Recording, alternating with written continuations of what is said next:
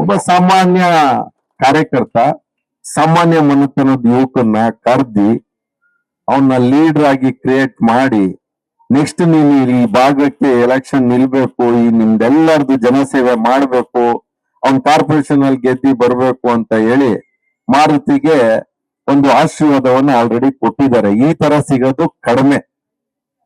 ಪಕ್ಷಕ್ಕೋಸ್ಕರ 30 ವರ್ಷ 40 ವರ್ಷ ದುಡಿದ್ರೂ ಸಹ ಎಲ್ಲೋ ಒಂದು ಅವಕಾಶಗಳು ಸಿಕ್ಕಿರಲ್ಲ. ಆದ್ರೆ ಇಲ್ಲಿ ಮಾರುತಿಗೆ ಅಂತ ಅವನ ಪಟ್ಟಿರೋ ಕಷ್ಟಕ್ಕೆ, ಅವನ್ ಎಷ್ಟು ಕಷ್ಟಪಟ್ಟಿದ್ದಾನೆ ಅಂದ್ರೆ ಯಾರು ಸಹ ಯೋಚನೆ ಮಾಡಕ್ ಸಾಧ್ಯ ಇಲ್ಲ.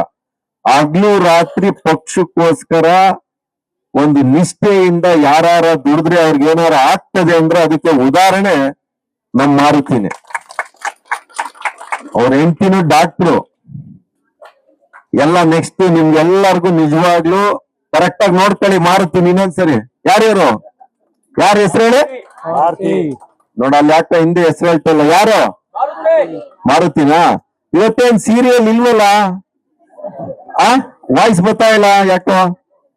ಅರ್ಜೆಂಟ್ ಇಲ್ಲ. ಓಕೆ, ನಮ್ಮ ಬ್ಲಾಕ್ ಕಾಂಗ್ರೆಸ್ ಅಧ್ಯಕ್ಷರು ಶ್ರೀನಿವಾಸ್ ಅವರು ಬಂದಿದ್ದಾರೆ.